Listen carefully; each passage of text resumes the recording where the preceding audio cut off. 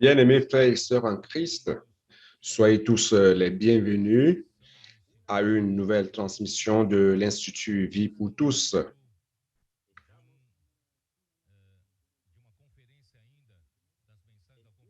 Nous sommes encore dans l'ambiance de la conférence et ces messages de la conférence vont composer la nourriture quotidienne du semestre dont le thème général c'est Alors viendra la fin et nous voici donc au message 22 qui a comme titre le signe de la fin des temps, Matthieu 24, de 1 à 14. Bien-aimés frères, je voudrais vous rappeler qu'aujourd'hui c'est dimanche et nous devons honorer le Seigneur avec nos biens. Donc profitez-en pour faire vos offrandes afin que l'œuvre du Seigneur puisse avancer davantage dans la prédication de l'Évangile. Vous pouvez offrir pour Estancia. Je voudrais vous rappeler que les comptes de mission à l'extérieur de SOS, aussi pour les missions à l'extérieur et l'ancien compte du projet ARC ont été réunis en un seul compte intitulé Semer avec ceux qui s'aiment. Et nous rendons grâce à Dieu car nous avons déjà un nombre grand de frères qui participent mensuellement. Nous voudrions vous rappeler aussi que nous devons participer à ces offrandes qui subviendront aux besoins de nos missions, aux besoins de nos missionnaires et des œuvres dans les différents continents que le Seigneur nous a remis. Très bien.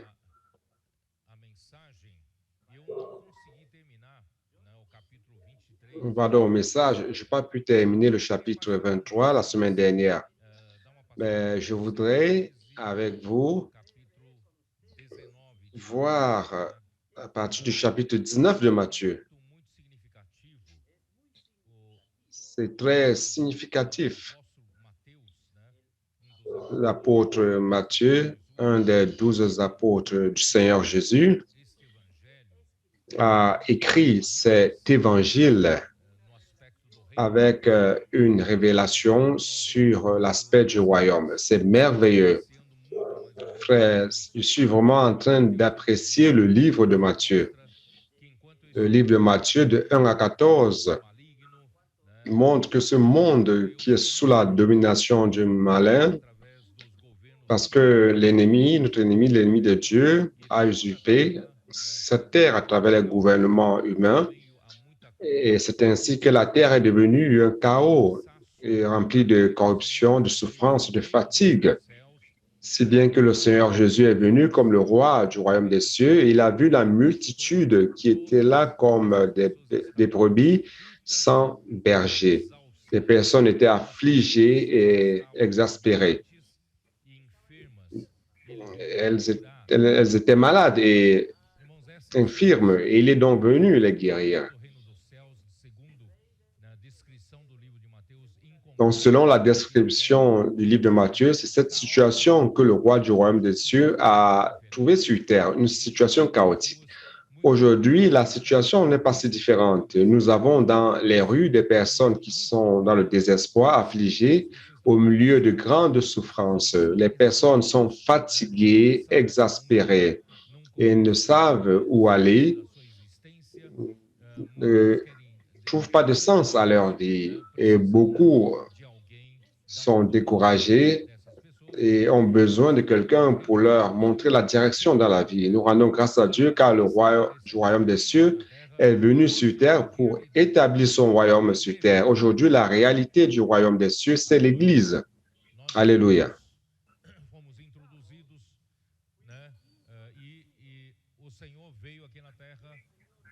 Le Seigneur est venu sur terre, il a prêché l'évangile du royaume dans toutes les villes et villages. Il a envoyé aussi les 12 apôtres selon le livre de Matthieu pour prêcher l'évangile aussi.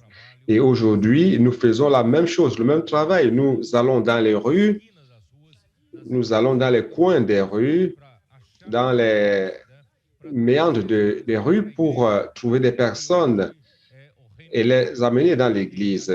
L'Église qui aujourd'hui est le royaume des cieux dans la réalité. Au chapitre 16, comme nous l'avons dit, ici, le point change, car le point est encore plus lourd. Il montre ici qu'il est Christ, le Fils du Dieu vivant. Le Christ signifie loin de Dieu pour une mission bien déterminée. Il est venu avec une mission bien claire et bien spécifique qui est d'engendrer l'Église et d'édifier l'Église. Et le moyen par lequel il va faire cela ne consiste pas à susciter un grand mouvement religieux, mais il est venu comme le Fils du Dieu vivant. Son travail ne se focalise pas sur un grand mouvement religieux, mais plutôt semer la semence de vie, la semence du royaume dans le cœur des personnes. Donc, frère, c'est ce travail que nous faisons aujourd'hui. L'Église, ce n'est pas une entité religieuse organisée pour devenir de plus en plus grande. Il ne s'agit pas de cela. L'Église est un organisme. C'est quelque chose d'organique. C'est le corps du Christ qui, à travers la semence de la vie, la semence du royaume, le Seigneur a donc cette expression à travers les différents membres du corps, étant tous ensemble, tous ces membres ensemble sont focalisés et dédient leur énergie, leur vie pour l'édification de l'Église. Donc, à partir du chapitre 16, le point central a été centralisé sur le point de ce que Christ veut faire. Et nous aussi, nous sommes focalisés sur ce travail. Non seulement pour engendrer l'Église, mais pour édifier aussi l'Église. Chapitre 16-18 montre que ce royaume, que cette Église doit être édifiée, et c'est le royaume des cieux. Lorsque ce royaume des cieux sera édifié, les portes du Hadès ne pourront prévaloir contre elle. Donc, nous sommes dans ce processus d'édification. À partir donc après cela, il amène 3 disciples principaux sur la montagne de la transfiguration et montrer réellement qui il est. Lorsque Jésus est venu en chair, il est venu selon l'image d'un souffreteux qui n'avait il n'avait rien d'attrayant. Il avait à peu près 30 ans et les gens lui donnaient 50 ans. Il n'avait aucune beauté en lui. Donc, ce n'est pas les images de Jésus qu'on diffuse partout, un Jésus aux yeux bleus, tout beau et tout. Ce n'est pas cela. Jésus est venu sous une forme humble. Mais sa véritable image a été montrée aux 3 apôtres sur le mont de la transfiguration. Il a montré donc sa puissance. Il viendra dans la manifestation du royaume des cieux. Il reviendra ici sur terre sous la gloire du Père, en puissance. Frère, c'est cela que nous devons voir, cette lutte entre les royaumes. Nous avons le chef de l'Église qui aujourd'hui est intronisé à la droite du Père. Il est au-dessus de toute puissance, de toute principauté, toute autorité, toute domination. Son nom est au-dessus de tout nom. Donc, frère, nous n'avons pas peur de lutter dans cette guerre, cette bataille, car nous avons un général si grand. Il a vaincu toutes choses. Il est au-dessus de toute puissance du malin. Seigneur Jésus. Cela nous donne le courage d'affronter, frère. Chaque jour, je prie en disant, Seigneur, je suis sous l'autorité de Christ. Je ne vis pas sans chef. Le Seigneur est mon chef, c'est lui qui donne la direction dans ma vie. Et de l'autre côté, c'est le Seigneur qui me protège. Tant que je vis pour lui et que je lutte pour le royaume, il me protège et protège ma famille, protège les miens. Pourquoi? Parce que notre Seigneur a déjà vaincu tous les ennemis. Donc, n'ayez pas peur. Ne soyez pas intimidés. Ne soyez pas intimidés par la possibilité des attaques de l'ennemi. Nous n'avons pas peur de lui, car le Seigneur prend soin de ses guerriers. Et nous sommes ces guerriers de la dernière heure. Donc, à partir du chapitre 17, 18, le Seigneur montre la pratique de l'Église. Le chapitre 19, je vais vous lire le verset 1 et 2. Verset 1 dit, « Lorsque Jésus eut achevé ses discours, il quitta la Galilée et alla dans le territoire de la Judée au-delà du Jourdain. » Je voudrais vous dire que le Seigneur Jésus a passé à peu près 3 ans et quelques prêchant l'évangile du royaume, guérissant les personnes,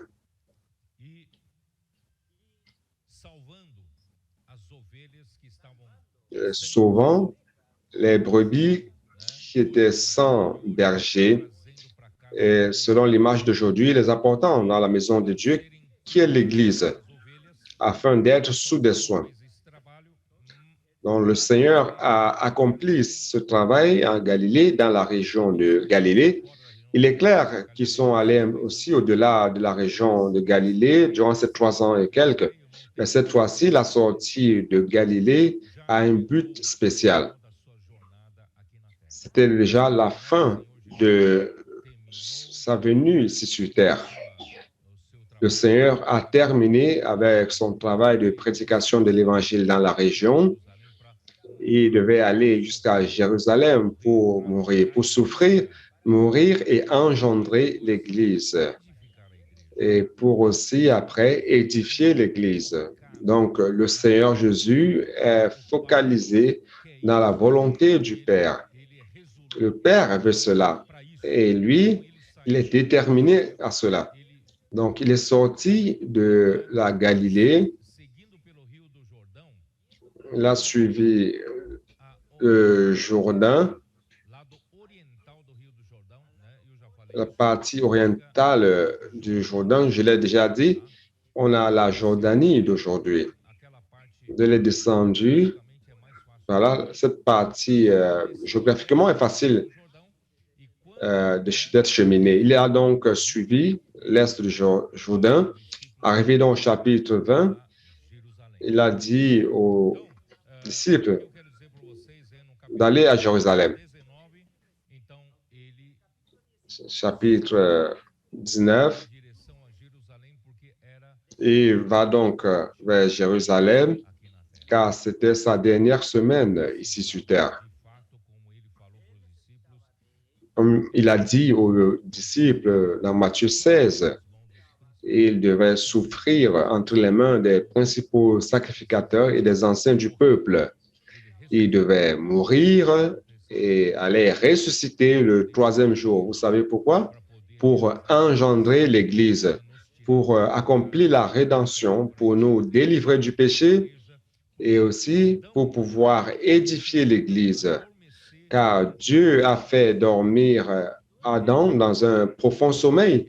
Et il a retiré du côté d'Adam une côte à partir de laquelle Dieu a édifié, a construit une femme. Et cette femme est apparue comme cela dans un processus d'édification. Il est intéressant de voir que le verbe en hébreu, c'est édifier. Notre version parle de transformer. Il a transformé en une femme. Mais en fait, il ne s'agit pas de quelque chose, d'une seconde. Il y a eu un processus d'édification. Cela veut dire que notre Seigneur Jésus aussi devrait dormir dans un sommeil profond. Cela veut dire sa mort sur la croix. Jésus devait souffrir entre les mains des principaux sacrificateurs et des anciens du peuple, et il devait mourir à la croix pour pouvoir engendrer la femme qui serait sa fiancée, sa femme qui est l'Église. Et cette femme serait engendrée à travers la crucifixion de Jésus.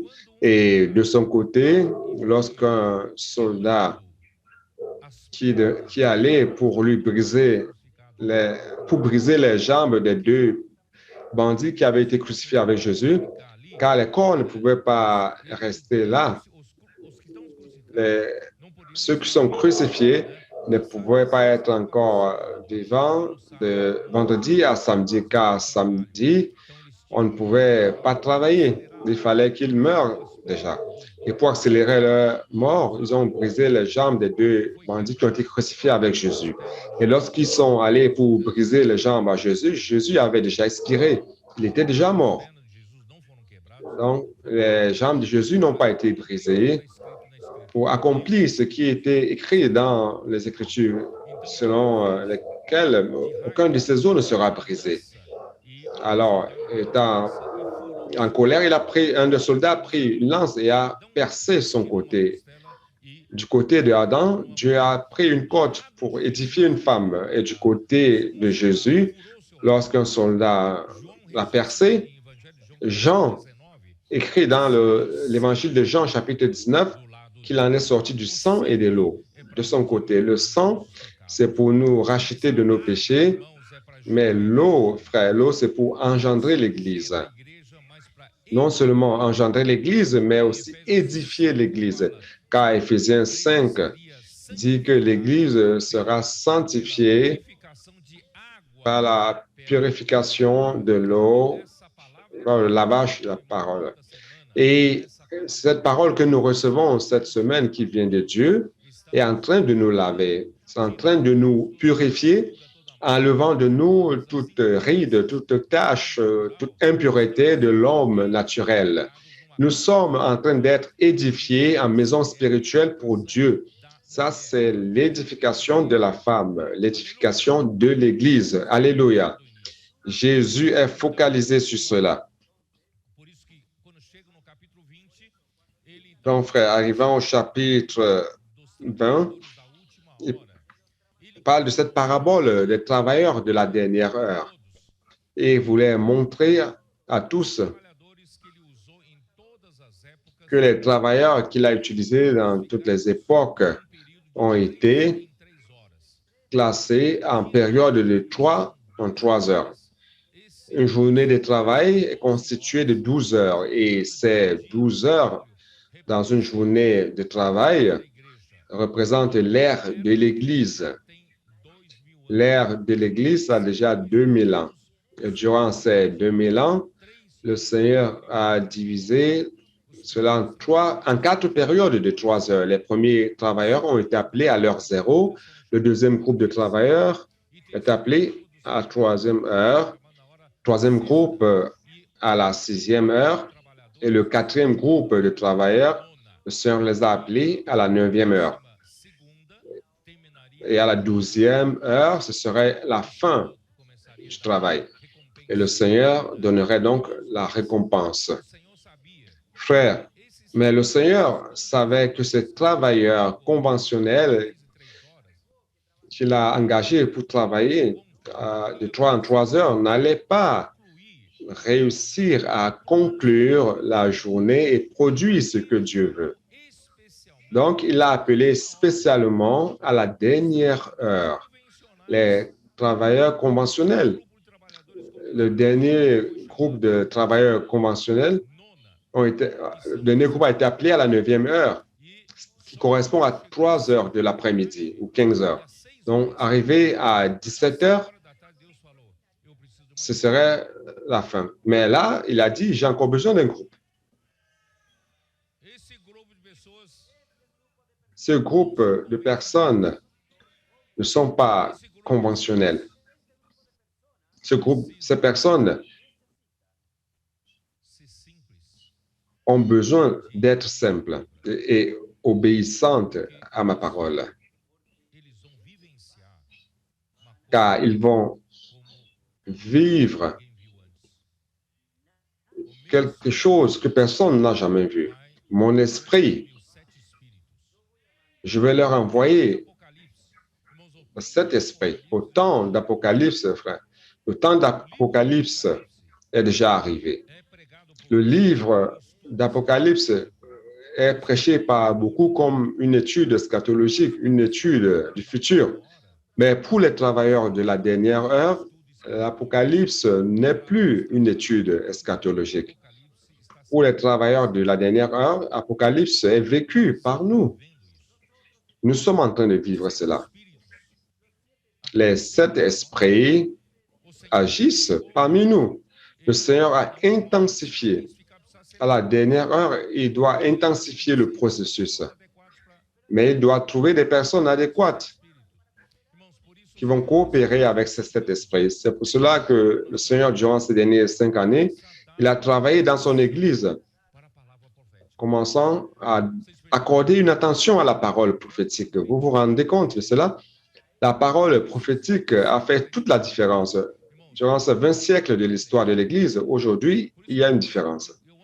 C'est pour cela, moi j'aime beaucoup cet écrivain, notre bien-aimé frère qui a vécu dans les années 1800 et quelques, André Miller. Il a écrit dans son histoire de l'Église le livre. Il dit à l'Église de la Philadelphie, qu'est-ce qu'il dit qu'ils ont? Ils ont quoi?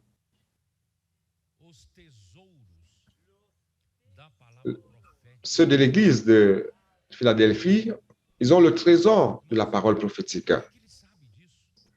Frère, comment il sait cela?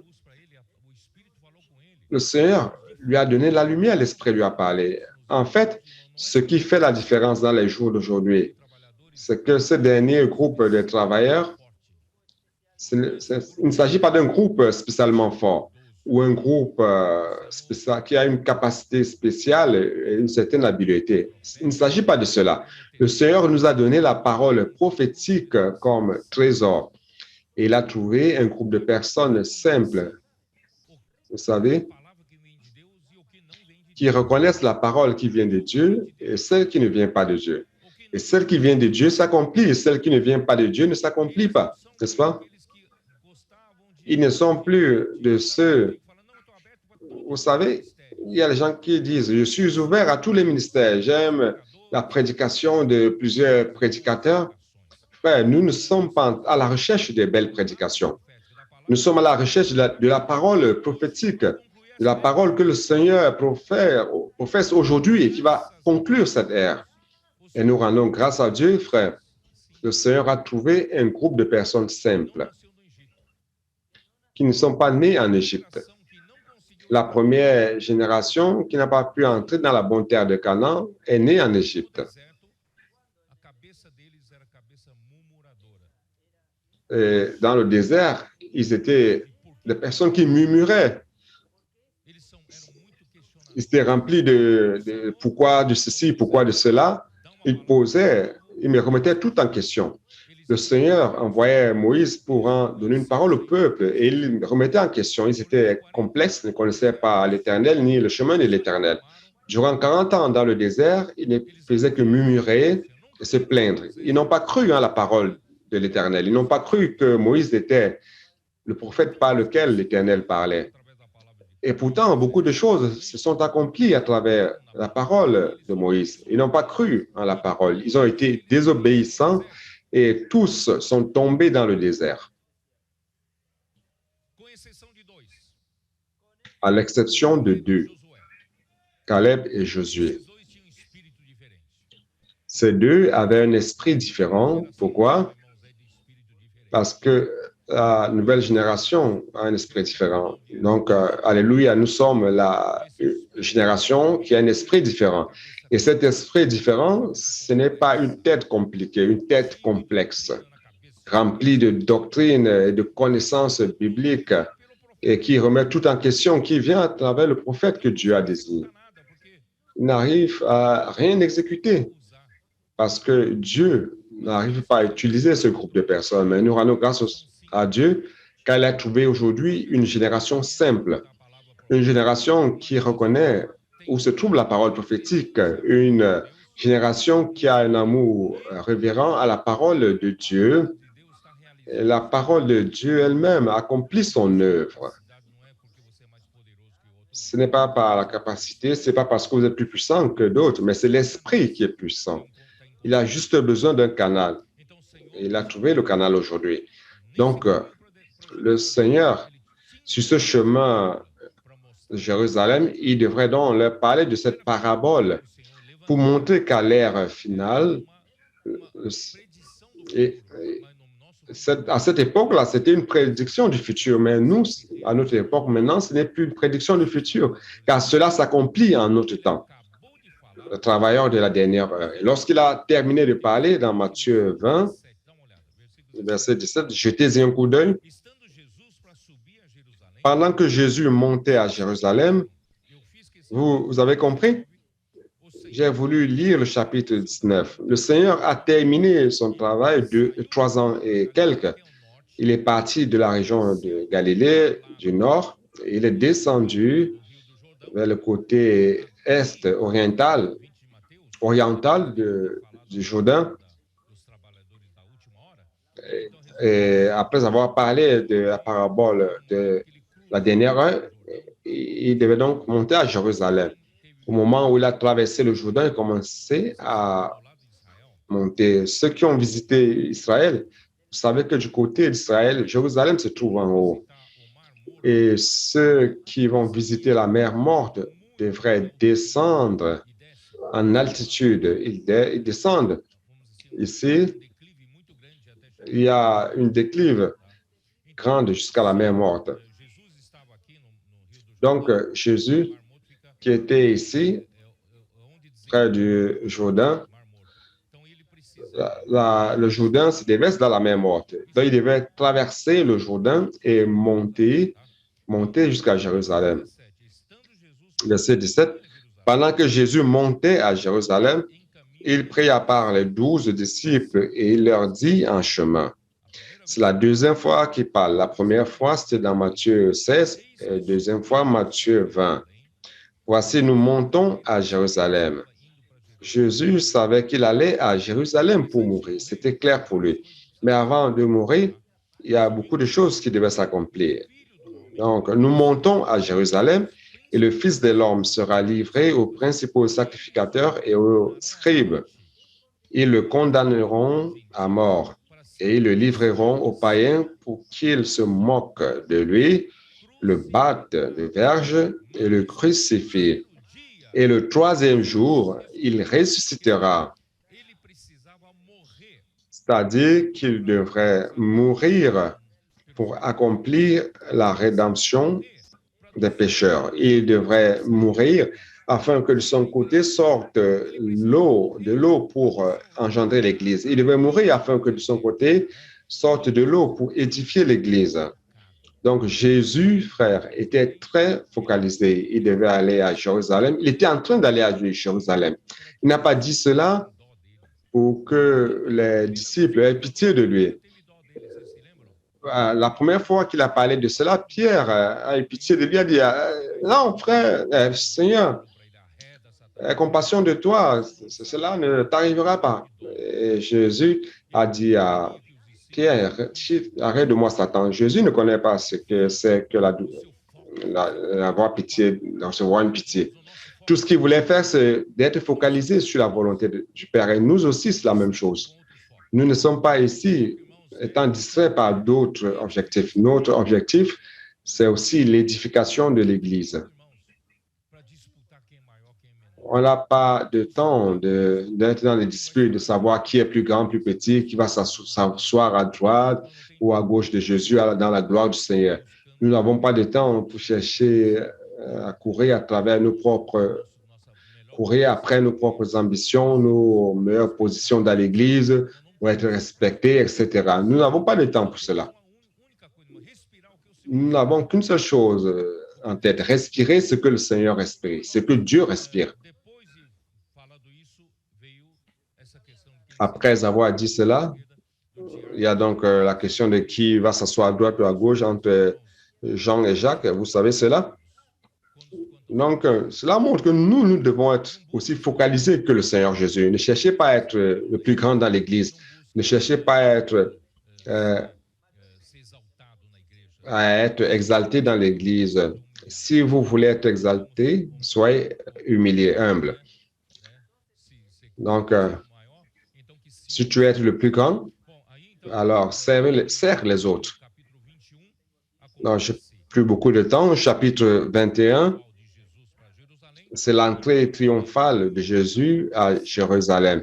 Bien qu'il y avait une grande opposition de la part des leaders religieux parmi les Juifs, mais le Père a déterminé que Jésus entrerait encore comme roi, bien que ce soit d'une manière humble. Mais il fallait montrer ce symbole au peuple juif que Jésus est le roi. Alors, il envoie chercher une âne et une ânesse. Et ça représente la femme de Apocalypse 12 qui représente l'Église. Donc, l'Église comme un tout, c'est cette ânesse. Et cette ânesse va servir, et ce qui va servir introniser le roi, c'est l'enfant de l'ânesse. Et l'enfant de l'ânesse, c'est l'enfant mâle dans l'Apocalypse 12, la partie forte, qui est la forteresse de Sion. C'est la partie de l'Église qui se soucie du royaume, qui se fait du souci par rapport au royaume, et qui ne vit pas ici juste pour profiter de la vie, mais qui vit, nous vivons pour la volonté du Père, pour rétablir le royaume de Dieu sur terre. C'est ça, ça représente l'enfant de l'ânesse. Jésus va donc établir le royaume de Dieu sur la terre à travers l'enfant de l'ânesse. Et nous sommes cet enfant de l'ânesse. J'ai dit aux frères, nous sommes là grâce à Dieu, nous avons le privilège et l'honneur d'avoir les frères coopérateurs de l'intérieur de São Paulo. Nous avons eu une très bonne communion durant ces jours et nous rendons grâce à Dieu, tout l'État de São Paulo. Nous travaillons tous ensemble dans une seule œuvre.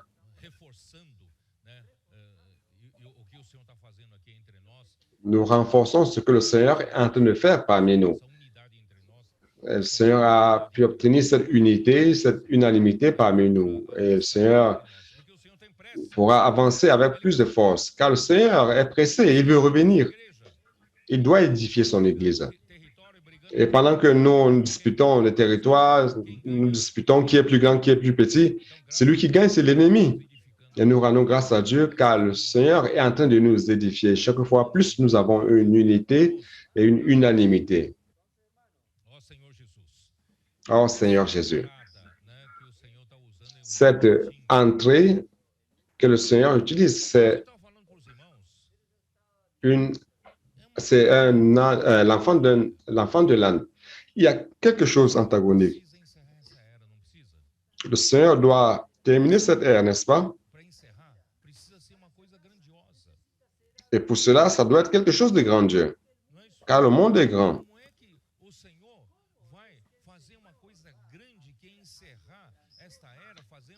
Comment le Seigneur, pour insérer cette ère qui est d'une manière grandiose, pour terminer cette ère, édifier l'Église, travaillant comme l'enfant d'un âne.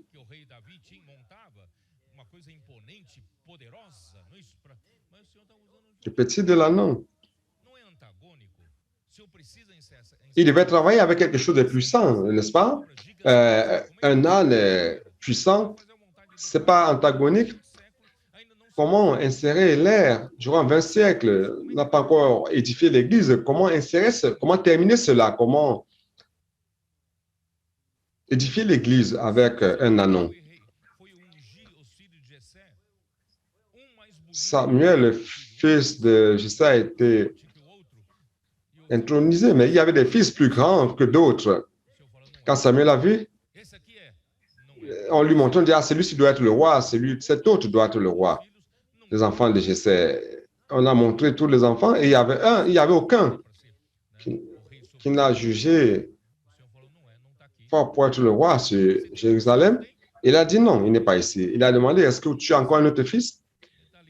Oui, il y a un autre qui est là, mais ça ne peut pas être lui. Il y a un autre fils qui est en train de perdre les brebis. Et on a appelé David. L'Esprit de Dieu a dit, oui, c'est lui.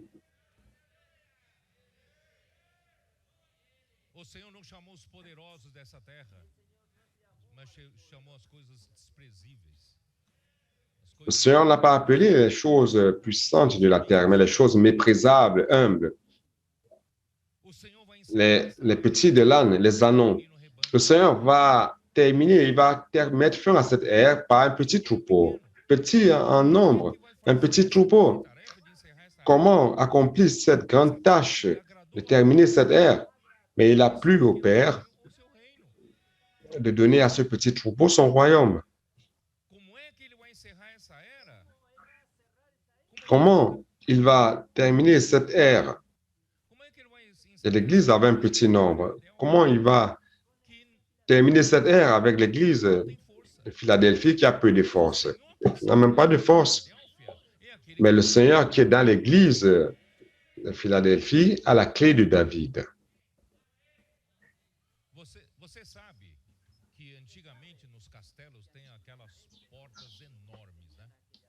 Vous savez, dans l'ancien temps, les châteaux avec ces grandes portes, là, Jonas, ces portes devaient avoir 3, 4 ou 5 mètres, n'est-ce pas? Ces portes énormes. La porte est grande.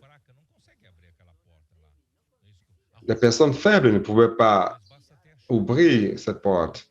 Cette porte-là voulait briser, mais il fallait avoir juste la clé. Notre Seigneur qui est dans l'église de Philadelphie a la clé de David, qui ouvre le royaume. Et il ouvre et personne ne ferme. Il a mis devant l'église de Philadelphie qui a peu de force une porte ouverte que personne ne fermera.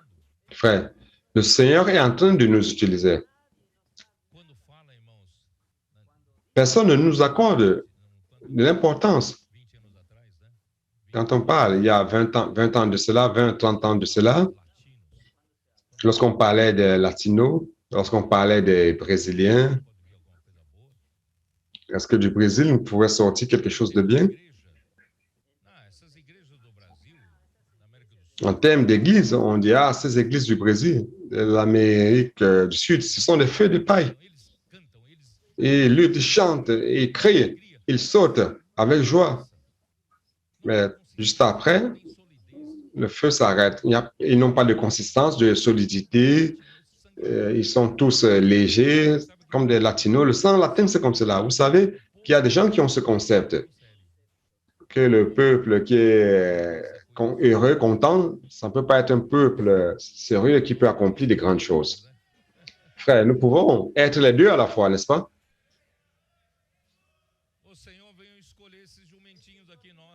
Le Seigneur est venu choisir cet anon que nous sommes. Personne n'accorde de l'importance au Brésil en termes, vous comprenez, de contexte, dans le contexte mondial. Nous ne sommes pas grand-chose, mais le Seigneur est en train de nous utiliser. Oh Seigneur Jésus. Je n'ai pas trop de temps, je suis en train de perdre du temps, mon temps s'épuise déjà. Alors, chapitre 21, il a purifié le temple. La purification du temple, je vous l'ai déjà expliqué. Car ils avaient transformé le temple du Seigneur, la maison du Seigneur, en maison de brigands. Le monde entier devait venir à la fête principale à Jérusalem. Eux qui voyageaient de loin devaient amener leurs animaux pour le sacrifice. C'était difficile de traverser le monde entier avec leurs animaux. Alors, ils venaient avec de l'argent, ils achetaient l'animal quelque part, et les principaux sacrificateurs du temple avaient, comment on appelle cela? Un complot, comment dire? Un lien avec les commerçants qui vendaient les animaux apportés pour être immolés et offrir en sacrifice. Ils offraient quelques-uns et d'autres ils renvoyaient pour vendre de nouveau. Et ils s'enrichissaient. Les leaders religieux s'enrichissaient avec cela. C'est pour cela que le Seigneur a appelé cela tanière des brigands, car ils volaient le peuple pour s'enrichir. Et le Seigneur, ici, Et donc il est parvenu dans la maison d'Israël. Je parle de cela parce que je vais vous l'expliquer. Donc, oh Seigneur Jésus, au chapitre 22, le Seigneur Jésus savait qu'il était en train d'aller faire face à la mort à Jérusalem et qu'il devait mourir. Mais il ne se faisait pas de soucis par rapport à cela. Il n'utilisait pas cela pour que les gens aient compassion de lui. Non, il voulait juste accomplir la volonté du Père. Pourquoi il a parlé de la parabole des noces? C'est pour montrer aux disciples que pour le Père, la chose la plus importante, c'est le mariage de son Fils. Et il était sur terre pour aller à Jérusalem pour accomplir le rêve du Père. S'il ne meurt pas, il n'y aurait pas de mariage, car il n'y aurait pas de fiancés. Il fallait qu'il meure. Il fallait qu'il meure. Non seulement pour engendrer l'Église, mais l'Église doit être édifiée. L'Église doit mûrir, doit passer par le processus de beauté. L'Église, la fiancée doit être prête, doit être sanctifiée, passer par le processus du lavage de la parole. Et c'est cela, nous sommes dans ce processus. Je voudrais vous montrer que notre Seigneur est focalisé pour accomplir ce que le Père veut, pour réaliser le rêve du Père.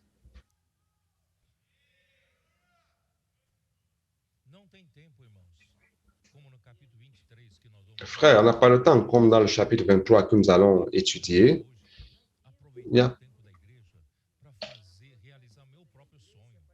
n'ai pas le temps aujourd'hui de prendre le temps de l'Église pour réaliser mes propres rêves. Réalisons le rêve de Dieu. Il ne faut pas profiter de l'Église pour rechercher des reconnaissances, rechercher des opportunités dans l'Église pour avoir ma position d'être respecté, honoré, avoir le prestige. Je ne suis pas ici pour cela, frère. Le Seigneur Jésus n'avait pas cet objectif.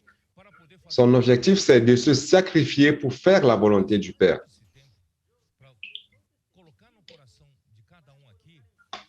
J'ai pris tout ce temps pour montrer, pour mettre dans le cœur de chacun ici cet objectif.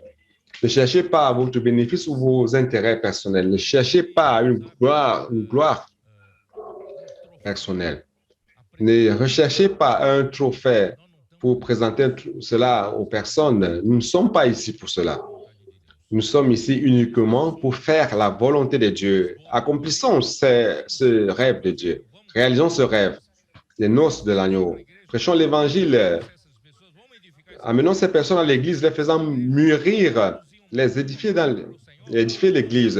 Produisons une fiancée prête au Seigneur. Frère, nous ne sommes pas loin de cela. Ça va s'accomplir très bientôt. Avec ce que nous faisons, cette fiancée sera prête. Oh Seigneur Jésus.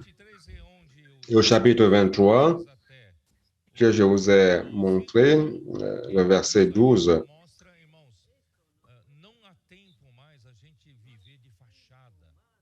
non, on n'a plus de temps de vivre une vie spirituelle de façade et utiliser la spiritualité pour être respecté, pour être reconnu, utiliser la spiritualité pour recevoir du prestige, pour avoir les premières places, pour que les personnes nous appellent en disant « Ah, mon maître, mon professeur », vous savez, pour être exalté. Frère, n'utilisez pas cela. Le Seigneur parle de cela des pharisiens. Appliquons cela à nous aussi. Ne cherchons rien de cela dans l'Église. Soyons focalisés à faire ce que le Seigneur veut faire. Donc, maintenant, je vais entrer dans le verset 13 que je n'ai pas encore réussi à faire. Oh Seigneur Jésus. Et il commence par malheur, malheur à vous. Vous savez qu'il y a 8 malheurs ici, 8 malheurs à vous. Je vais essayer de terminer ici pour entrer dans le chapitre 24. Je vais lire une note de King James actualisée sur sur malheur. Malheur, c'est une expression de tristesse et d'indignation de la part de Dieu exprimée à travers la bouche de son Fils contre la fausseté, l'hypocrisie des plus grands connaisseurs de l'écriture sacrée de l'époque, les pharisiens, les scribes. Ils étaient les leaders du peuple, les leaders spirituels du peuple. Ils étaient de ceux qui connaissaient plus les écrits sacrés. Mais cela a engendré une grande tristesse en Jésus. Cette attitude uniquement légaliste, arrogante euh, et dépourvue de sincère moralité par rapport à Dieu et aux personnes faisait, sorte que les prosélytes, qui sont les prosélytes? C'était les pagans païens qui s'étaient convertis au judaïsme. Voyons leur exemple. Ils faisaient des prosélytes devenir encore pires que leurs maîtres. Ils n'avaient pas une véritable communion avec Dieu Père en hébreu, Abba. Ces leaders religieux et juges de droit, vous savez qu'ils étaient en même temps les grands connaisseurs des Écritures et ils appartenaient aussi au domaine juridique, la plus grande catégorie juridique, car Israël a comme constitution la loi de Dieu. Donc, ces connaisseurs de la loi appartenaient à la puissance judiciaire. Ces leaders religieux et juifs de droit étaient si mesquins qu'ils utilisaient leur position comme juristes, vengeants. Comme ils étaient dans cette puissance, ils avaient la possibilité de juger les grandes causes. Donc, ils faisaient cela avec les veuves riches pour faire en sorte qu'elles leur lèguent leur propriété. Allons-y. Malheur à vous, scribes et pharisiens, hypocrites, parce que vous fermez aux hommes le royaume des cieux, vous n'y entrez pas vous-même et vous n'y laissez pas entrer ceux qui veulent entrer. Frères, ne soyez pas ce genre de leader.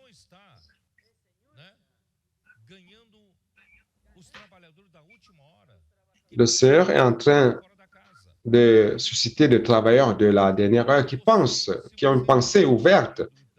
Si vous n'êtes pas ces travailleurs de la dernière heure et que vous n'avez pas encore vu cela, n'empêchez pas les autres de pratiquer. Il y a les gens qui ne pratiquent pas et ne laissent personne pratiquer. Et ils vont répondre de leurs actes. Si vous ne voyez pas, il faut demander au Seigneur, Seigneur, pardon, je ne vois pas encore. Mais ne soyez pas de ceux qui empêchent les autres de pratiquer. Malheur à vous, scribes et pharisiens hypocrites, parce que vous dévorez les maisons des veuves et que vous faites pour l'apparence de longues prières. À cause de cela, vous serez jugés plus sévèrement. Ils utilisaient les puissances, la position de juge qui pouvaient juger les situations aux plus grandes instances. Et ils faisaient tout cela en utilisant leur position de juge afin que les veuves riches leur transfèrent leur propriété. Malheur à vous, scribes, pharisiens hypocrites, parce que vous pourrez la mer et la terre pour faire un prosélyte. Et quand il est devenu, vous en faites un fils de géhenne 2 fois plus que vous. En sorte qu'un païen suive le judaïsme, mais avec votre exemple hypocrite, il devient encore pire. Malheur à vous, conducteurs aveugles, qui dites, si quelqu'un jure par le temple, ce n'est rien, mais si quelqu'un jure par l'or du temple, il est engagé. Insensé et aveugle, lequel est le plus grand, l'or ou le temple qui sanctifie l'or? Si quelqu'un, dites-vous encore, jure par l'autel, ce n'est rien. Mais si quelqu'un jure par l'offrande qui est sur l'autel, il est engagé. Aveugle, lequel est le plus grand? L'offrande ou l'autel qui sanctifie l'offrande? Celui qui jure par l'autel et par tout ce qui est dessus. Celui qui jure par le temple et par celui qui l'habite. Et celui qui jure par le ciel, jure par le trône de Dieu et par celui qui est assis.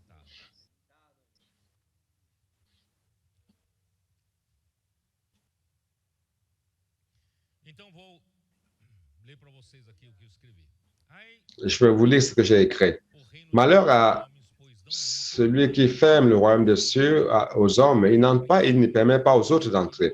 Dans le même principe, le leadership qui n'accompagne pas l'évolution des choses sur l'action de cet esprit, confirmant la parole prophétique, peut encourir la même erreur grave de ne pas coopérer avec ce que l'esprit est en train de faire et empêche celui qui veut pratiquer la parole.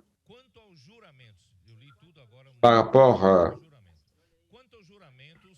rapport, au serment, je vais lire une version de King James actualisée où dans l'Ancien Testament, le serment avait le nom de Dieu, c'était obligatoire. Lorsque une action a besoin d'une garantie ou d'un vote, donc la parole utilisée était soumise à la peine de la loi. Je ne vais pas lire, je vais vous donner des versets. Exode 20, verset 7, Lévitique 19, verset 12, Deutéronome 19, verset 10 à 19. Dieu était et est le juge omniscient de toute fausseté. Tant que le Seigneur vit, 1 Samuel 14, 39, cette emphase sur la sainteté des vœux se passait à cause de la fausseté coutumière des personnes par rapport à leurs accords quotidiens. C'était quelque chose obligatoire parmi le peuple d'Israël dans le quotidien, car ils faisaient des choses et après, ils prenaient des serments, il fallait parler des choses sous serment, mais n'accomplissaient pas. Donc, le chrétien doit être authentique dans ses affirmations et s'éloignant de toute ambiguïté et des faussetés communes dans ce monde contrôlé par la force du diable. Ça, c'est une note de King James actualisée. J'ai lu dans notre texte. Donc, dans Matthieu 5, 37, le Seigneur dit que ta parole soit oui pour oui et non pour le non. Ce que tu dis après vient du malin. Donc, frères, soyons sincères les uns envers les autres. Nous n'avons pas besoin de demi-mots, de demi-vérité. Frères, soyons bien sincères. C'est oui pour le oui, non pour le non. Les frères qui coopèrent avec moi savent ma manière d'agir. Je suis très sincère. Je suis très transparent. Mais en même temps, frère, le cœur pur. Je n'ai pas d'autres intentions cachées. Et cela transmet de la sécurité aux frères. Ce que je dis ne contient pas une deuxième intention. C'est cela. Donc oui et oui, non et non. Dans ce passage, Jésus révèle le véritable esprit de la loi et la volonté de Dieu. Donc, allons, on va parler de la dîme. Verset 23.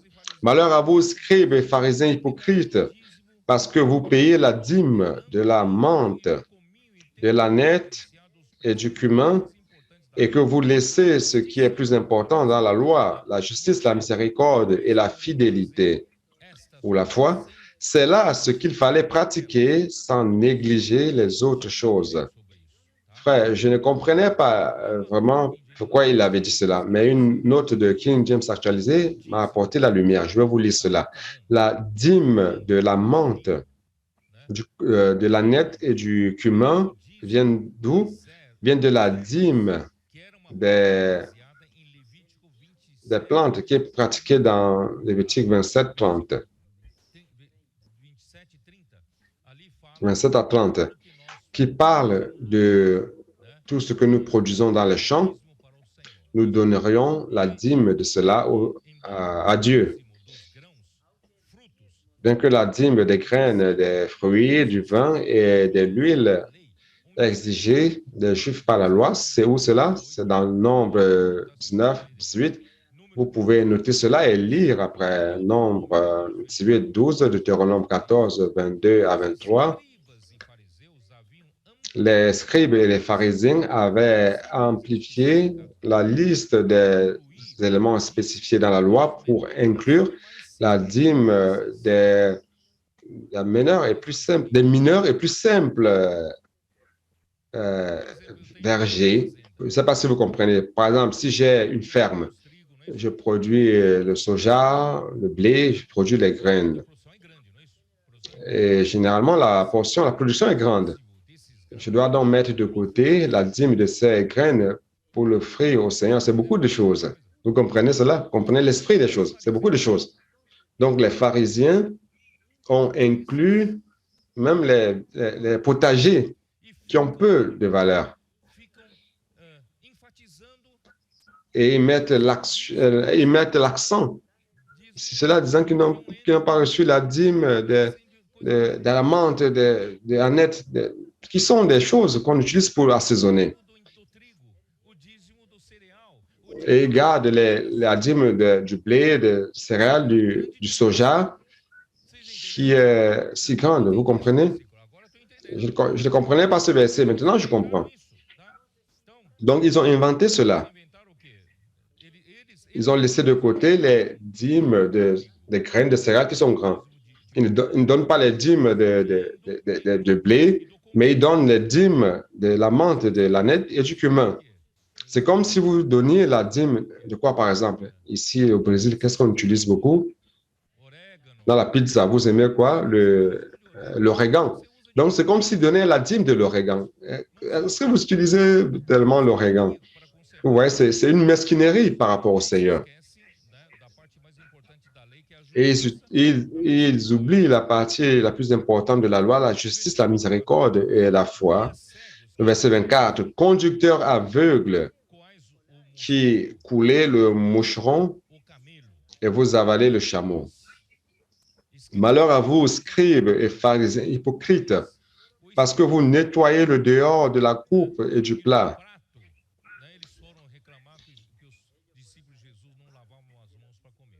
Et il se plaignait de ce que les disciples de Jésus ne lavaient pas les mains. Donc, ils sont remplis de ces choses légalistes, mais ne prennent pas soin de l'intérieur. Et qu'au-dedans, ils sont pleins de rapines et d'intempérance. Pharisiens aveugles nettoient premièrement l'intérieur de la coupe et du plat afin que l'extérieur aussi devienne net. Malheur à vous, scribes et pharisiens hypocrites, parce que vous ressemblez à des sépulcres blanchis. Des sépulcres, c'est quoi? Sépulcre, elle est, mais si vous peignez, à cette époque-là, il n'y avait pas les peintures que nous avons aujourd'hui, c'était la chaux. Donc, des sépulcres blanchis qui paraissent beaux au dehors et qui, au dedans, sont pleins d'ossements de mort et de toute espèce d'impureté. Vous de même, au dehors, vous paraissez juste aux hommes, mais au dedans, vous êtes plein d'hypocrisie et d'iniquité. Malheur à vous, scribes et pharisiens hypocrites, parce que vous bâtissez les tombeaux des prophètes et ornez les sépulcres des justes.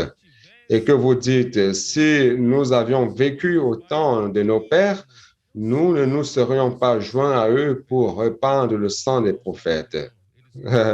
Ils étaient loin de savoir que c'est eux qui allaient tuer Jésus. Vous témoignez ainsi contre vous-même que vous êtes les fils de ceux qui ont tué les prophètes. Comblez-vous donc la mesure de vos pères. Comblez donc la mesure de vos pères. Serpents, race de vipères, comment échapperez-vous au châtiment de la géhenne? C'est pourquoi, voici, je vous envoie des prophètes, des sages et des scribes. Vous tuerez et crucifierez les uns, vous battrez des verges les autres dans vos synagogues et vous les persécuterez de ville en ville, afin que retombe sur vous tout le sang innocent répandu sur la terre, depuis le sang d'Abel, le juste, jusqu'au sang de Zacharie, fils de Barachi, que vous avez tué entre le temple et l'autel. Et je vous le dis en vérité, tout cela retombera sur cette génération. Donc, je vais vous lire maintenant ce que j'ai préparé. Ils prenaient soin uniquement de l'extérieur pour paraître juste aux yeux des hommes, mais à l'intérieur, ils étaient remplis d'hypocrisie et d'iniquité. sont comme des sépulcres blanchis, belles à l'extérieur, mais à l'intérieur remplis de morts et toutes sortes d'impuretés. Et il y avait les sépulcres des prophètes, le temple, mais c'était les fils de ceux qui avaient tué les prophètes. Ce sont le serpent, race de vipère, que Jésus dit dans Jean. Et ils ont tué Jésus et persécuté les apôtres et les tués. Frère, quelle situation dans laquelle le peuple d'Israël est tombé? Quelle situation est tombée, dans laquelle est tombé un peuple choisi par Dieu? Verset 23, frère, Jésus a lamenté Jérusalem. Il a pleuré. Il dit, Jérusalem, Jérusalem, qui tue les prophètes et qui lapide ceux qui te sont envoyés. Combien de fois ai-je voulu rassembler tes enfants, comme une poule rassemble ses poussins sous ses ailes, et vous ne l'avez pas voulu. Jean chapitre 1 dit, il est venu vers les siens, et les siens n'ont pas voulu, les siens l'ont rejeté. Et voici une chose grave. Voici votre maison vous sera laissée déserte. Car je vous le dis, vous ne me verrez plus désormais, jusqu'à ce que vous disiez, béni soit celui qui vient au nom du Seigneur. Frère, cela est très sérieux. La situation du peuple d'Israël au temps de Jésus, le leadership est tombé dans une situation, frère, dans laquelle elle ne devait plus tomber. Elle est parvenue au fond du puits, du trou de la corruption, de la fausseté, d'une façade de spiritualité et sans rien à l'intérieur. Donc Jésus devrait abandonner cette maison.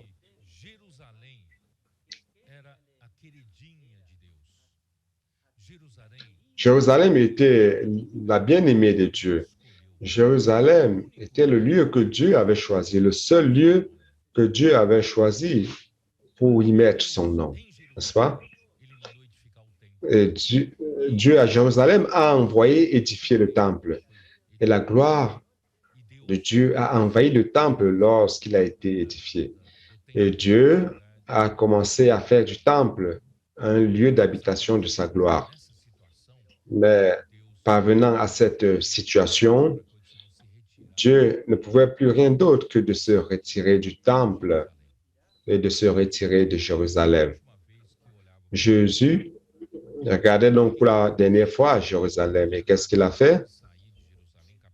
Il venait de sortir de Jérusalem, chapitre 24. Comme Jésus s'en allait au sortir du temple, ses disciples s'approchèrent pour lui en faire remarquer les constructions. Mais il leur dit, vous voyez tout cela, je vous le dis en vérité, il ne restera pas ici pierre sur pierre qui ne soit renversée. Les disciples n'avaient rien compris, n'est-ce pas? Le Seigneur était en train de se retirer du temple, de se retirer de Jérusalem, et les disciples étaient en train de contempler la construction du temple. Oh, quelle merveille! Car Hérode avait construit un temple merveilleux avec des pierres merveilleuses, une construction merveilleuse. Donc, Jésus était en train de se retirer. La gloire de Dieu était en train de se retirer de là. Verset 3, il s'assit sur la montagne des Oliviers et les disciples vinrent en particulier lui faire cette question. Dis-nous, quand cela arrivera-t-il et quel sera le signe de ton avènement et de la fin du monde? Oh Seigneur Jésus, je vais essayer de vous expliquer cela.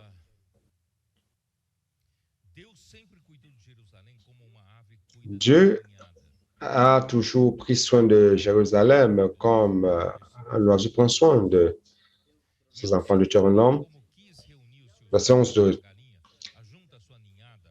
Et comme une poule réunit ses poussins sous ses ailes, Jésus montre ici qu'il est Dieu lui-même. Dans Deutéronome, Dieu dit qu'il voulait réunir comme un aigle ses enfants sous ses ailes. Et Jésus ici dit, j'ai toujours voulu vous réunir comme une mère poule réunit ses poussins sous ses ailes. Il était en train de dire qu'il était Dieu. Et la maison de Dieu, c'était le temple. Car le chapitre 21 de Matthieu, verset 12, n'est-ce pas, dit ceci.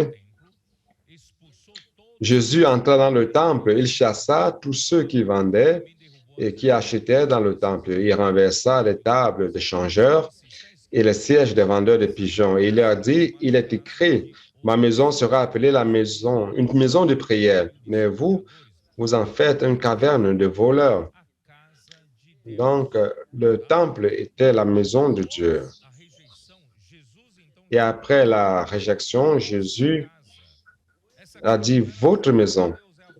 Dans cette maison, n'était plus la maison de Dieu, c'était maintenant votre maison. Vous, les religieux, vous avez transformé cette maison en caverne de voleurs. Donc, c'est votre maison. Je ne suis plus là. Vous comprenez? Elle sera laissée déserte. Réellement, probablement, se référant à la destruction de Jérusalem par l'armée romaine à l'année 70 après Christ. C'est devenu en caverne de voleurs comme Matthieu 21, 13. Jésus donc se retire de Jérusalem et de son peuple et montre qu'il n'enseignera plus en public jusqu'à son retour dans la gloire à la fin des temps, lorsque Israël le recevra comme le Messie qui avait été rejeté. Allons jeter un coup d'œil rapide dans Zacharie 12. Zacharie 12.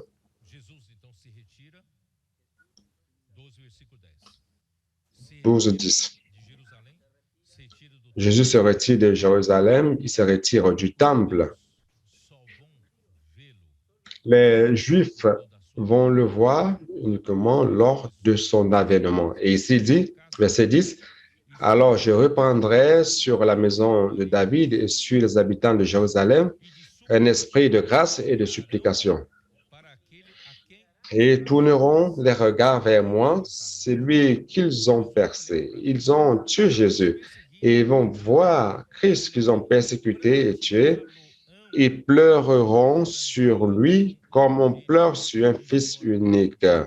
Ils pleureront amèrement sur lui comme on pleure sur un premier-né. » Donc, ce même peuple juif qui a crucifié Jésus, qui a persécuté les chrétiens, l'Église, ils vont devoir reconnaître que Jésus était réellement le Messie que le peuple d'Israël attendait. Et lorsque le Seigneur reviendra, ils vont reconnaître Christ et ils vont pleurer amèrement sur tout ce qu'ils ont fait. Oh Seigneur Jésus.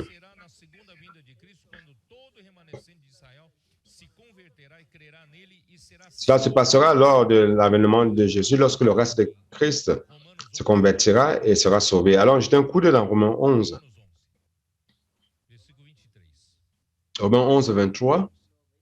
Romains 11. Eux de même, s'ils ne persistent pas dans l'incrédulité, ils seront hantés, car Dieu est puissant pour les hanter de nouveau. Ils ont été séparés du bon olivier et Dieu est puissant pour les greffer de nouveau, pour les hanter de nouveau.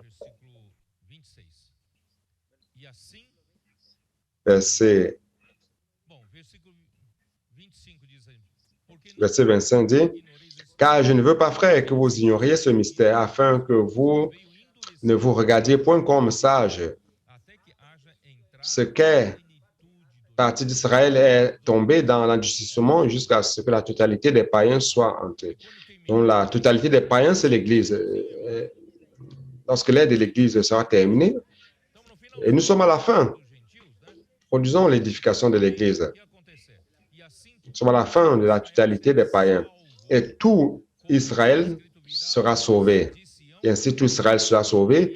selon qu'il est écrit, le libérateur viendra de Sion et il détournera de Jacob les impiétés. Dieu va encore sauver le reste qui va se convertir à Dieu et seront sauvés. Romains 9, 27. Romains 9, 27 dit ceci. Ésaïe, de son côté, s'écrie au sujet d'Israël, quand le nombre des fils d'Israël serait comme le sable de la mer, un reste seulement sera sauvé, car le Seigneur exécutera pleinement et promptement sur la terre ce qu'il a résolu. Ésaïe 10, 21. C'est proche, frère. Vous n'avez pas le temps de vivre pour vous-même. Ésaïe 10, 21. Le reste reviendra, le reste de Jacob, au Dieu puissant. Oh Seigneur Jésus. Durant cet intervalle de à peu près 2000 ans, l'Église accomplit l'exécution de la volonté de Dieu. L'Église conclura l'édification de l'Église et luttera pour Dieu jusqu'à la fin de cette ère. Alors, vous êtes dedans? Moi, je suis dedans. Luttons pour le royaume. Maintenant, je vais commencer le message d'aujourd'hui, OK?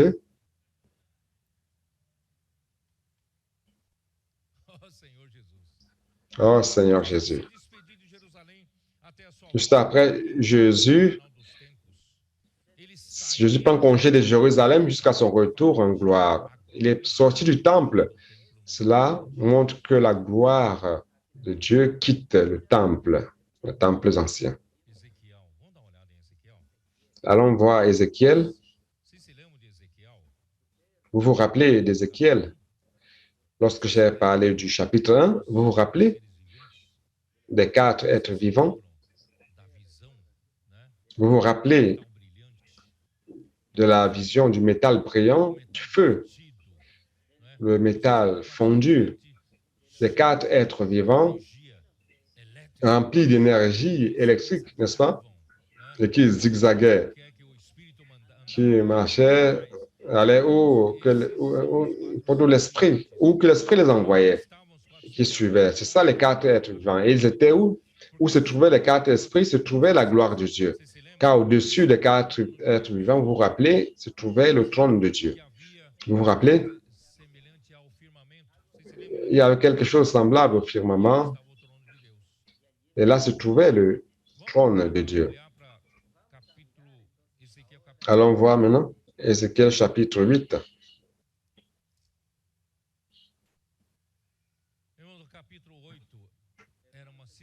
Le chapitre 8, c'était une situation de grande désolation et d'affront contre Dieu. Ce temple que Dieu a choisi comme son lieu d'habitation, Dieu a choisi Jérusalem pour y mettre son nom. Et tout cela a été totalement contaminé. Ézéchiel a commencé à écrire au début, déjà en captivité à Babylone. Et l'Esprit a amené Ézéchiel à voir les motifs pour lesquels Dieu a abandonné le temple, les motifs pour lesquels Dieu a abandonné Jérusalem, exactement autant comme au temps de Jésus. Jetez-y un coup d'œil. Verset 3. Je vais vous lire le verset 1 aussi pour avoir le contexte. La 6e année, le 5e jour du 6e mois, comme j'étais assis dans ma maison et que les anciens de Juda étaient assis devant moi, la main du Seigneur, de l'Éternel, tomba sur moi. Je regardai et voici, c'était une figure ayant l'aspect d'un homme. Depuis ses reins en bas, c'était du feu. Et depuis ses reins en haut, c'était quelque chose éclatant comme de l'airain poli. Un métal brillant de nouveau apparaît ici. Il étendit une forme de main qui est le feu, et me saisit par les cheveux de la tête, attiré par les cheveux, n'est-ce pas? L'Esprit m'enleva entre la terre et le ciel et me transporta dans des visions divines à Jérusalem, à l'entrée de la porte intérieure du côté du septentrion, où était l'idole de la jalousie qui excite la jalousie de l'Éternel. Dans le temple, ils avaient mis des images, une image pour provoquer la jalousie de Dieu dans le temple. Et voici la gloire du Dieu d'Israël était là, telle que je l'avais vue en vision dans la vallée. Il me dit, Fils de l'homme, lève les yeux du côté du septentrion. J'ai levé les yeux du côté du septentrion et voici cette idole de la jalousie était au septentrion de la porte de l'autel à l'entrée. Il me dit, Fils de l'homme, vois-tu ce qu'ils font? Frère, et c'est vraiment surprise. J'ai été tétanisé par ce que j'ai lu ici. Les grandes abominations que commet ici la maison d'Israël pour que je m'éloigne de mon sanctuaire. Ils font, mais tu verras encore d'autres grandes abominations. Ils font tout pour m'éloigner. Oh Seigneur Jésus. Alors il me conduisit à l'entrée du parvis et je regardais et voici, il y avait un trou dans le mur. Et il me dit, Fils de l'homme, perce la muraille. Je perçai la muraille et voici, il y avait une porte. Il me dit, entre et vois les méchancetés d'abomination qu'ils commettent ici. J'entrai et je regardais et voici, il y avait toutes sortes de figures de reptiles et de bêtes abominables, de toutes les idoles de la maison d'Israël, peintes sur la muraille tout autour.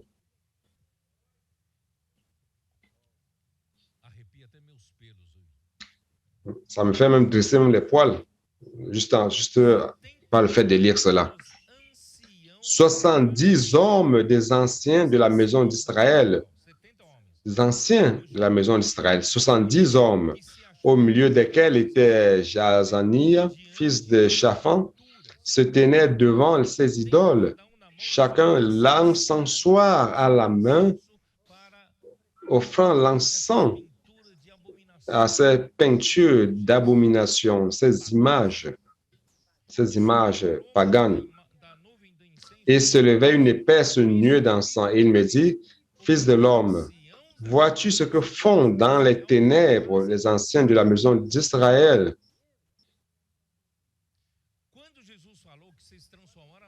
Quand Jésus a dit, vous avez transformé la maison de mon Père en caverne de voleurs, ce que le leadership faisait à l'époque de Jésus, c'est exactement ça. C'était les anciens qui faisaient cela en cachette.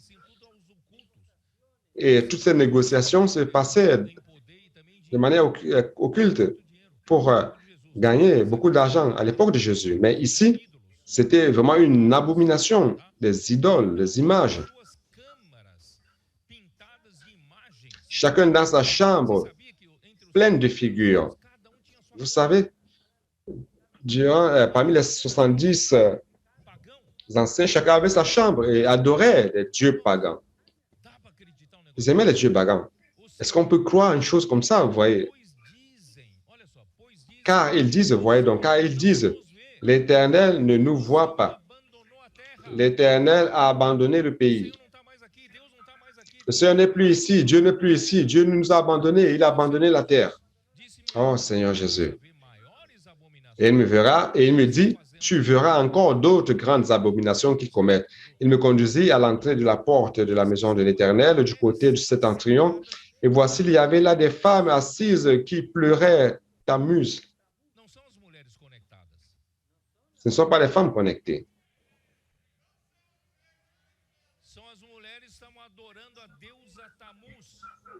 C'était les femmes qui adoraient le dieu Tammuz. Quelle chose horrible. Et le verset 16.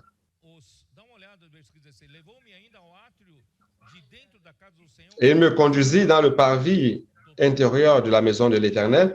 Et voici à l'entrée du temple de l'Éternel, entre le portique et l'autel, il y avait environ 25 hommes tournant le dos au temple de l'Éternel. Ils avaient le dos tourné au temple de l'Éternel, le visage vers l'Orient, et ils se prosternaient à l'Orient devant le soleil. Frère, quand j'ai lu cela, j'ai eu la chair de poule. Jusqu'à quel point sont-ils tombés? Et qu'est-ce qui s'est passé? Verset 9, je n'ai plus trop de temps. Verset 9, chapitre 9, verset 3. La gloire de Dieu d'Israël se leva du chérubin sur lequel elle était et se dirigea vers le seuil de la porte. Et il appela l'homme vêtu de lin et portant une écritoire à la ceinture. Et après le chapitre 10, vous pouvez lire tout cela, je n'ai pas le temps maintenant. Chapitre 2. Donc la gloire est sortie du temple, et s'est mise au-dessus des chérubins. C'était le verset 1. Maintenant, verset 11. Verset 11, que vous voyez dans la nourriture quotidienne, que je leur donnerai un nouveau cœur. Et en fait, l'accomplissement, ça traite de l'Église. Et au verset 22, leur face était semblable, et ils élevaient donc leur aile. La gloire de Dieu s'est mise sur elle. La gloire de Dieu se leva du milieu de la ville et s'est mise sur la montagne qui se trouve à l'orient de la ville. C'est le chapitre 11, verset 23. De quel mont s'agit-il?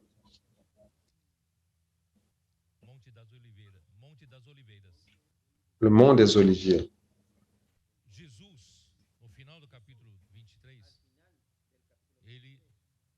Jésus, à la fin du chapitre 23 de Matthieu, Jésus abandonna le temple, il abandonna Jérusalem, n'est-ce pas? Il sortit avec ses disciples. Il est allé où? Sur le mont des Oliviers. Cette prophétie d'Ézéchiel de la gloire de l'Éternel qui est sorti, qui s'est retiré du temple de Jérusalem et qui s'est posé sur le mont des Oliviers. Exactement la trajectoire de Jésus. Vous vous rendez compte de cela? Jésus s'est arrêté sur le mont des Oliviers, regardant Jérusalem. Je vais vous montrer une photo. Quand nous sommes allés en novembre 2017 visiter Israël, nous étions de l'autre côté, sur le mont des Oliviers, où j'étais. Les frères étaient ici, assis, écoutant mon explication. Nous étions exactement sur le mont des Oliviers et regardant vers le temple. Vous voyez là, où il y a une coupole dorée. Vous parvenez à voir la coupole dorée. Ça s'appelle la coupole d'or ou le dôme d'or. Le dôme de la roche. Qu'est-ce que c'est? En bas de cette coupe, paraît-il, il y a une roche. C'était le mont Moria, où Abraham devait sacrifier Isaac.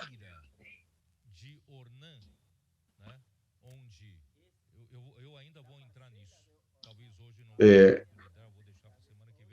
peut-être que je n'aurai pas le temps. Je vais parler de cela, mais je ne pourrais pas arrêter de vous parler de cela. Voyant la vision de... Et c'est la région d'Anan où il y a eu le recensement et Dieu a apporté la punition, a puni le peuple d'Israël. Et il a demandé que la punition retombe sur lui. Et La punition s'est arrêtée et il est allé offrir un sacrifice sur la zone des Onan. Il ne pouvait pas faire cela s'il ne pouvait pas acheter Onan. Il a donc acheté à Onan ce local de terre battue et il a édifié le temple là-dessus. Et c'est là exactement où Abraham devait sacrifier Isaac. David a envoyé Salomon construire le temple sur cette ère de Onan, sur le mont où tout a été fait. Vous comprenez? Donc Jésus a regardé cela, il a vu que tout était corrompu. Donc la gloire du Seigneur est sortie de là et est venue sur le mont des Oliviers où nous étions. Sur ce mont des Oliviers, frère, si vous regardez, qu'est-ce qui sépare le mont des Oliviers du temple? Ici, il y a une vallée. Et cette vallée, c'est la vallée de Cédron.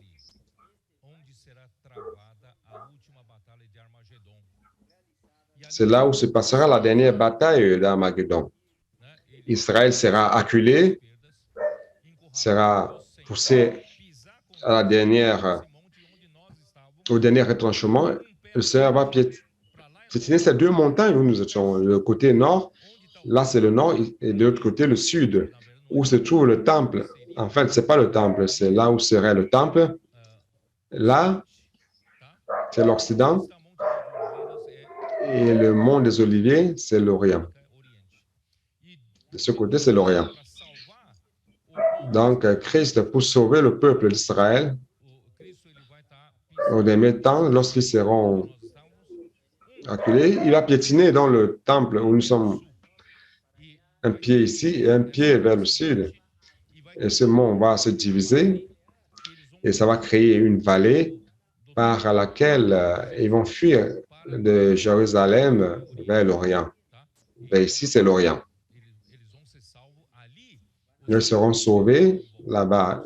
Le reste qui va invoquer le nom du Seigneur. C'est en ce lieu. Donc Jésus a abandonné le temple, il a abandonné Jérusalem.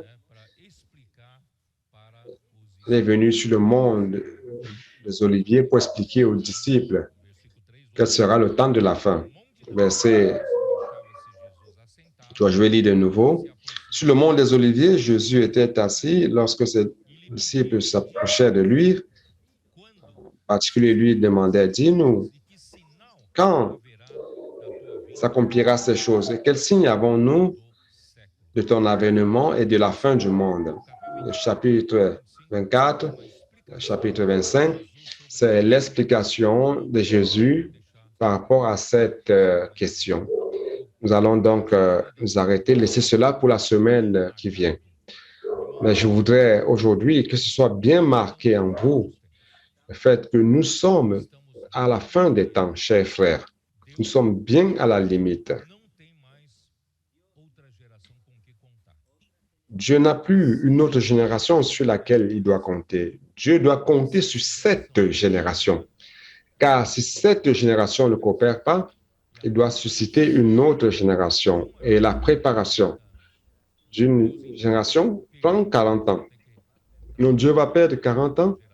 Il doit travailler encore dans une autre génération en 40 ans. La génération que Dieu a préparée pour entrer dans la terre de Canaan, il l'a fait en 40 ans. Et aussi le ministère du diamant donc a duré 40 ans, nous préparer. Et maintenant, nous n'avons plus le droit d'agir. Nous n'avons plus le droit de reculer. Le Seigneur a besoin de ces anneaux, de ce petit troupeau simple, qui aime la parole prophétique, que tout vient par la parole prophétique. Et Dieu accomplit sa volonté par la parole prophétique. Nous connaissons notre situation réelle, esprit contrit, esprit de repentance. Nous sommes de la génération qui reconnaît que nous n'avons rien, nous n'avons pas de capacité en nous, nous ne sommes pas meilleurs que qui que ce soit. Nous sommes tout simplement des canaux, des vases de miséricorde, afin que l'Esprit, à travers la parole, puisse accomplir son œuvre. Dieu a dû abandonner le temple, il a dû abandonner Jérusalem, abandonner temporairement Israël. Mais il aime encore ce peuple. Dieu va restaurer ce peuple. Il va sauver le reste. Mais tout cela va s'accomplir lorsque l'Église va accomplir, va jouer son rôle. Lorsque l'Église n'aura pas terminé, n'aura pas conclu cette ère édifiant l'Église, et a une fiancée préparée, et après lutter contre l'Antichrist, le faux prophète, et contre les armées des 10 rois de l'Apocalypse, frère, le Seigneur ne pourra pas revenir et le salut du reste d'Israël ne pourra pas se produire. Donc, frère, aujourd'hui, nous sommes dans les champs.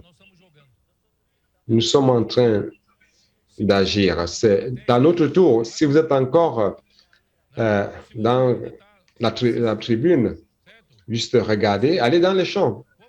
Tu vas attendre jusqu'à quand? Allons dans les champs. Allons dans les rues. Allons faire le colportage. Allons faire avance jeune pour conquérir d'autres jeunes. Les femmes vont conquérir d'autres femmes. Les hommes vont conquérir d'autres hommes. Et amener tout le monde pour l'édification de l'Église. Allons enjoliver tout. Plus nous serons édifiés, plus nous allons perdre nos manières.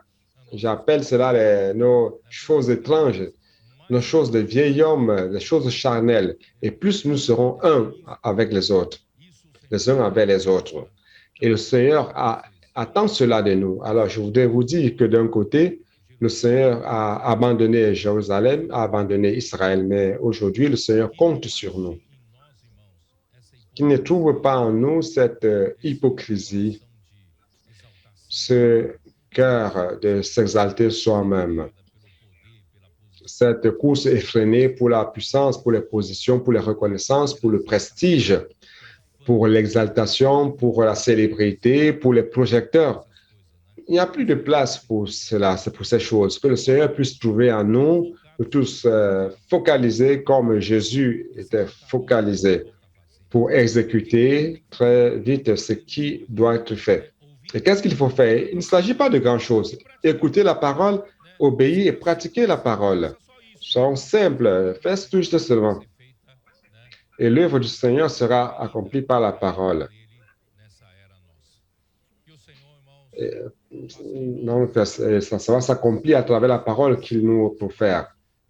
Que le Seigneur fasse de nous les méprisables, les humbles, les anons, petits troupeaux. L'Église de Philadelphie qui a peu de force, que le Seigneur nous utilise pour introduire le royaume, pour introduire la manifestation du royaume des cieux. Amen. Que Dieu vous bénisse.